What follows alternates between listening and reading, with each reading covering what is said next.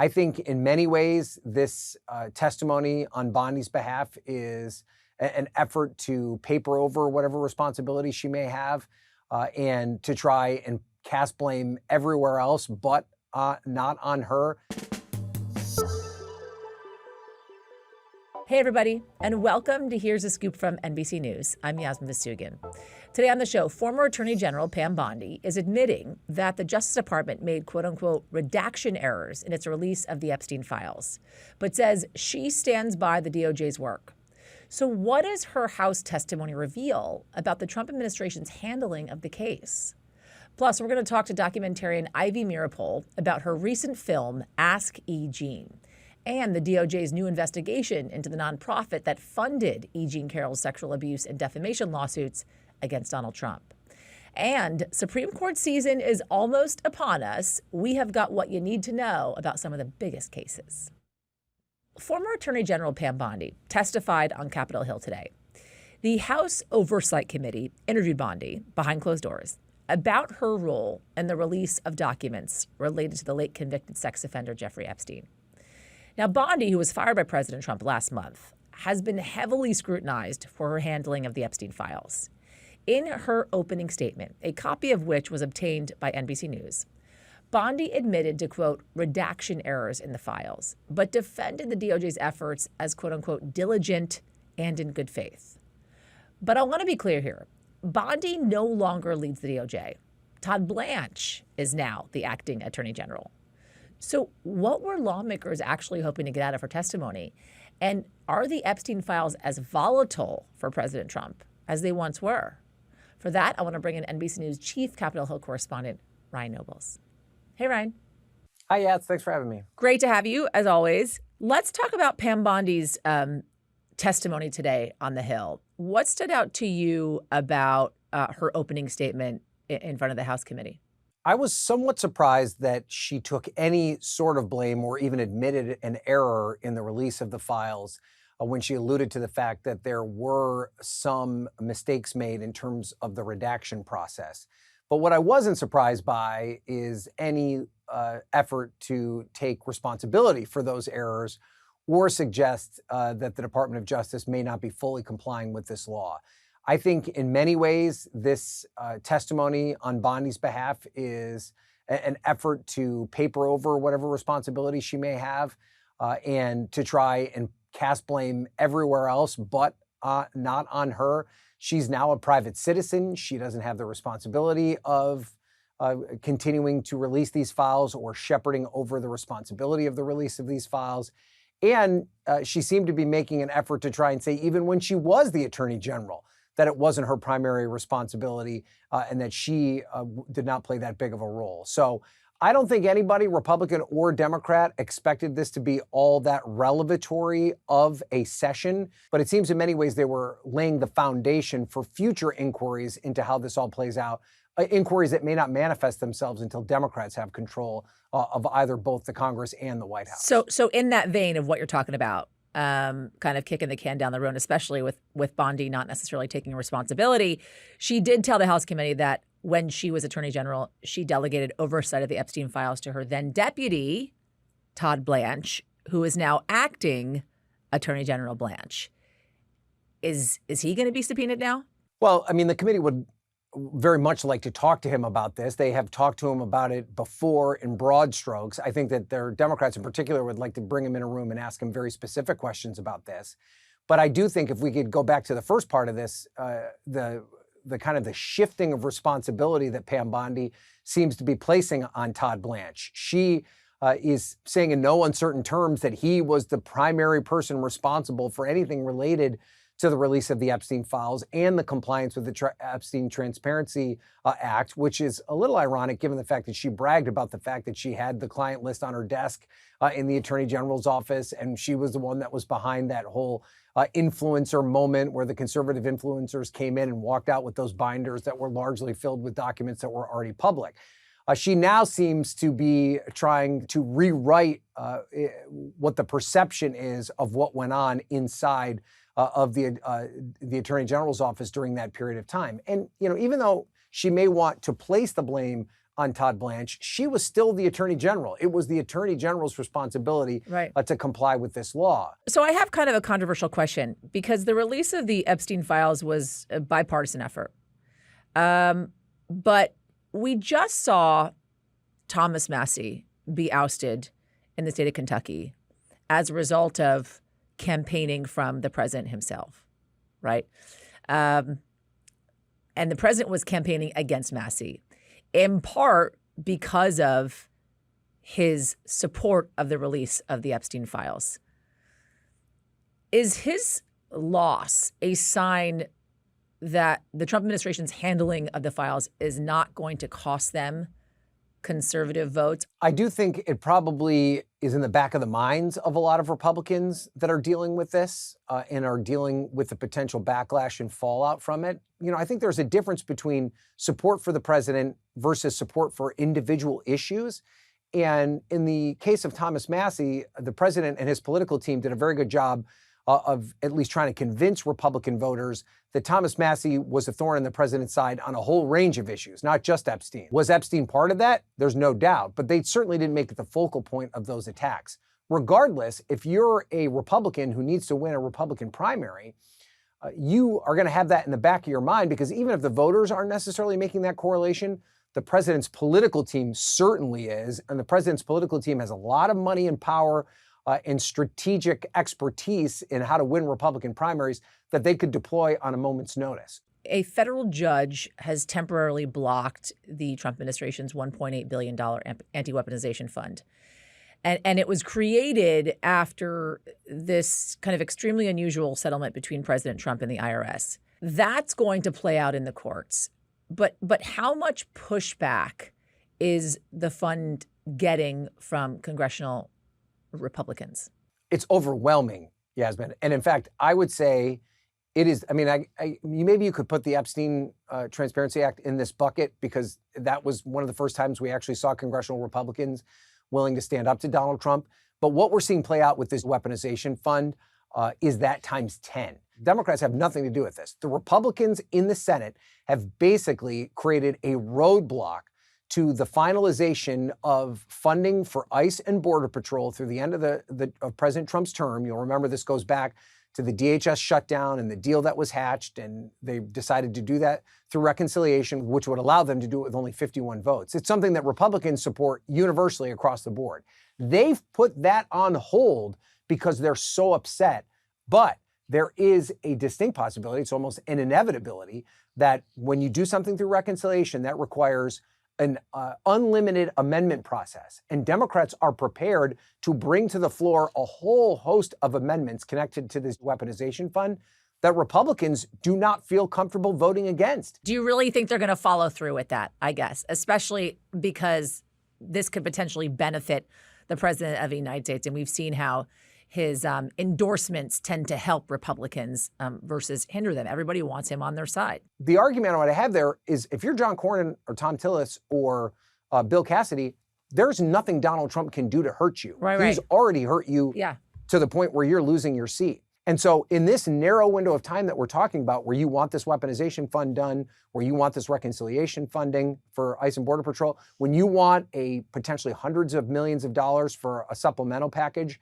to fund the war in Iran, when you want to just straight out fund the government in September, well, you need that gaggle of Republicans to do all of that stuff. And there's not a guarantee that they're going to fall in line. Ryan Nobles, happy Friday, my friend. All right. Thanks, Yaz. So the Justice Department has opened a criminal investigation involving the lawsuits of E. Jean Carroll, the journalist who alleged that President Donald Trump sexually abused her in a Bergdorf Goodman dressing room back in the 1990s. Now, just to review here, in 2023, a jury found Trump liable for sexually abusing and defaming E. Jean Carroll, but not for alleged rape, and awarded Carroll $5 million in damages. Then, in 2024, a different jury found that Trump repeatedly defamed Carroll before, during, and after the first trial and awarded her another $83 million in damages. But she hasn't seen any of that money yet. Trump has repeatedly denied Carroll's allegations, and last year, he asked the Supreme Court to review the case. So then this week, The U.S. Attorney for the Northern District of Illinois, who is running the new DOJ probe, says they are not investigating Carroll herself, but are looking into the nonprofit that was paying some of the legal costs, which was founded by billionaire Democratic donor Reid Hoffman, an outspoken critic of President Donald Trump. One NBC source says the allegations under investigation are possible money laundering, obstruction, and conspiracy. Now, throughout both of E. Jean Carroll's trials, one woman had her eye on everything. Filmmaker Ivy Meeropol. Her documentary Ask E. Jean about her life before, during, and after the trials just came out. And Ivy is joining us now. Hi, Ivy. Hi, thanks for having me. This is crazy timing because your film, Ask E. Jean, just opened in theaters last week. You won a slew of awards at major film festivals over the past year or so. And now you have the DOJ, the Justice Department, opening an investigation into how her civil suit was being funded. What do you make of what is happening in this moment? Well, I mean, it's kind of part of a pattern that you can recognize with the president. And I just see it as it's driven by vindictiveness. I mean, he sees E. Jean as an enemy of his, and he is lashing out in the way that he does. Have you spoken to her since this happened?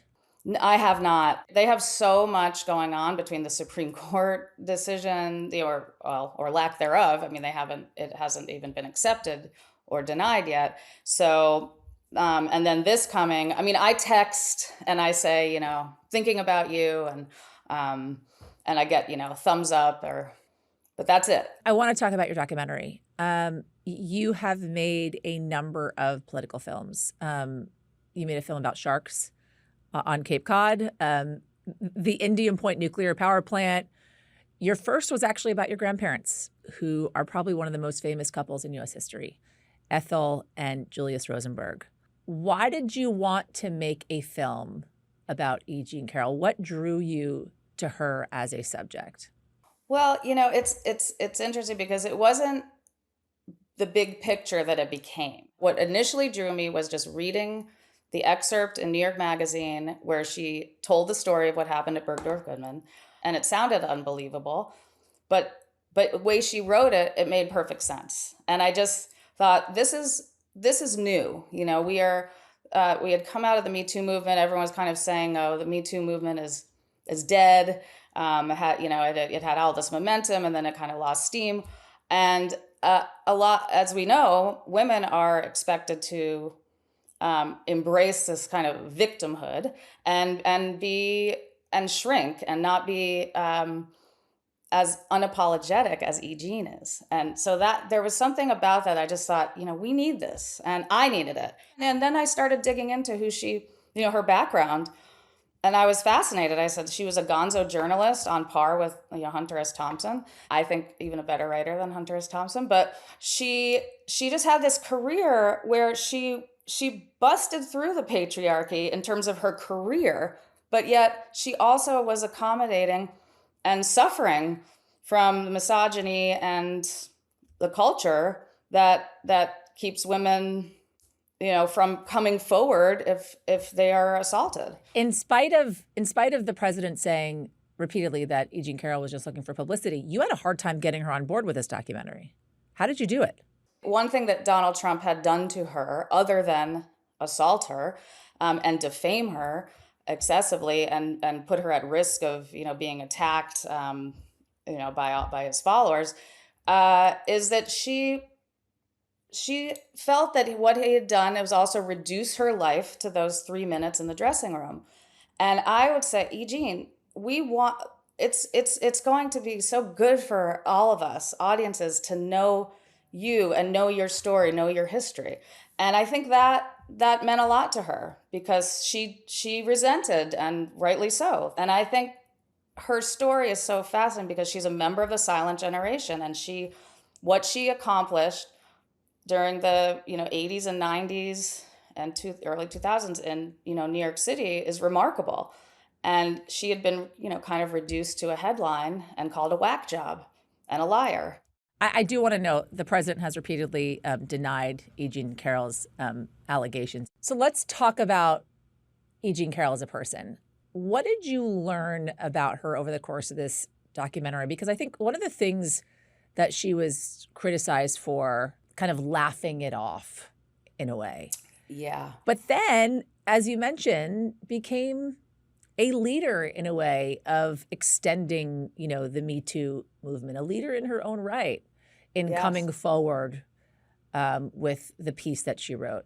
How did she change from being the person that was assaulted in a Bergdorf Goodman dressing room in the 90s to the person that walked into court every day facing the former president of the United States and the potential next president of the United States? Right. I mean, it's really interesting because I think she's still fundamentally herself, and that's why she's the person who could do that. So you get to know that she is this force of nature. She was really a self-made woman. People throw that around all the time, but she moved to New York City and made her way in the male-dominated world of the magazine world and achieved a lot. So that's still her.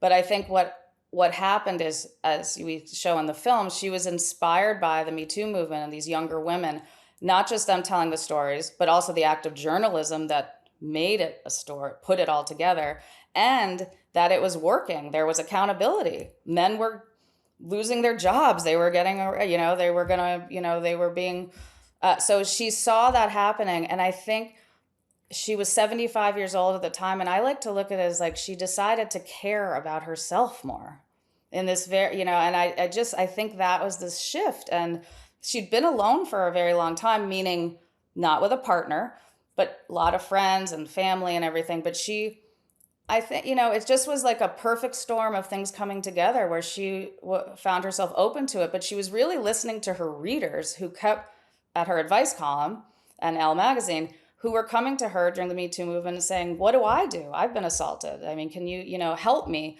And so she is someone who knows how important it is to share each other's stories. You wrote an op-ed recently that you were, quote unquote, shaking with fear when E. Jean was asked on the witness stand, when she finally did go to trial, if she was taking part in a documentary. You were actually in the courtroom at that moment. Why were you so afraid? Well, first of all, I had no idea it was going to happen. So I just was completely unprepared. And I was already kind of laying low. Like I just didn't want, to be seen as, we weren't working on the film at that point, and I didn't know if it was going to come back. But I knew that it was a sensitive issue because the Trump team was potentially going to try to use that against E. Jean, because they were always saying, oh, she's benefiting from it. And really what they were trying to get to, the ultimate question in that line of questioning was, have you been paid to participate in Miss Meeropol's film, or however they phrased it? And of course, E. Jean said no. That's what they wanted to know. Like somehow she's getting rich off a documentary, which is, for all I would love to know how they think that's exactly. pretty laughable. So that's where I'm coming from, right? So I'm sitting in this courtroom, and it is it's a quite a intense experience in there, and I must admit, I think I just was I called it in the op-ed the Trump effect, which had already put its pressure on our film in other ways, and of course I was seeing it in all the ways he operates, and knowing that he learned a lot of this from Roy Cohn, who is ruthless and like I said, vindictive, and wouldn't stop at anything. I mean, look, Donald Trump put E. Jean's, his followers were threatening her with rape and murder relentlessly. So this is all stuff that I'm aware of. It's already started. And I'm thinking, oh my, am I in the crosshairs now myself? That's how it felt. You mentioned the Trump effect earlier. How did that affect the film? I mean, I can only guess. It's not like people were saying to me, oh, we're not going to touch this because of that. But I was convinced, and now that you've seen the film and you know who E. Jean is, that this was something that everyone was going to want to see. But actually, it was harder for me to get any traction on this than any other film I've done. Even it felt like making a film about a nuclear power plant, which is not the biggest, the best pitch. I will tell you, people do love sharks, though. They love some sharks. The sharks were, that was. So I think, so that's one way. Then we had a lot of people who were working on the film once we did raise some money. And I had to go very piecemeal and we had to raise the money through equity investors and donations from individuals, because there was no studio or streamer that was picking this up or even giving me development money or whatever. So that's the route we went. Then people started to want to take their names off the film. Why do you think, the folks that could have distributed the film, the streamers, people working on the film, why do you think they were so averse to distributing and or working with, being a part of this film? He has created such a culture of fear that it almost doesn't have to be, almost doesn't even have to be realistic, right? This idea, that's back to me sitting in the courtroom and kind of feeling like, what's going to happen to me? I think, maybe people felt like he could go after anyone who's connected to the film, like maybe try to claim defamation against us, or just like tie people up who don't have a lot of money in court. I'm sure that was part of it. I don't, all I can say about the streamers and the bigger companies is like, we don't have a lot of them left. Everyone's merging. And the mergers, when he got elected again, he has real power there to interfere with major mergers. And so I'm sure, they just think it's not worth it. What do you hope people are going to take from this documentary? The main thing is to listen to women fully tell their stories, right? Like, don't like just, I think just allowing someone like E. Jean, or giving her the platform in a documentary to really get to know her, that she's not, that there's real nuance there. She's not a perfect person. She's not a perfect feminist. She's not a perfect victim. She's not, she has gone through so much. I just think that, especially being able to watch the depositions, so you can really see what women go through if they bring a lawsuit like this. But I also want to think that I would love people to come away from this and say, you can stand up to the bullies and win. Ivy, it has been a pleasure. And we wish you the best of luck with your film. Thank you. Thank you. Thanks for having me. So June is right around the corner, which means there are some major Supreme Court decisions headed our way. For the past month, my colleague, NBC News senior legal correspondent Laura Jarrett, has been talking to Supreme Court lawyers right here in our feed and discussing some of the top cases before the court this term, like who gets to be a U.S. citizen at birth, whether trans women and girls can play on girls' teams in school sports, and on tomorrow's episode, whether President Trump has the power to fire the heads of independent agencies like the Federal Reserve or the FTC, and why that matters. Here she is talking to Ken and Shan McGam, the head of the Supreme Court and appellate practice at Davis Polk. Say your youngest child came to you and said, Dad, I don't understand, why do I need to care about these executive agencies, right? We learn about the president, we learn about the judiciary, we learn about lawmakers in Congress. Like, what are these executive agencies, and why do I care what they're doing? Well, our youngest child is 9, but he's very precocious. I picked him in particular. So I will start with how Henry would have thought about this and what he would have asked. And I think the answer to that, if you think about this in terms of Schoolhouse Rock and sort of basic principles of our government, the basic idea is that it's Congress's power to make the laws. It's the president's power to carry out the laws. When we talk about executive power, we're really talking about executing the laws, carrying them out.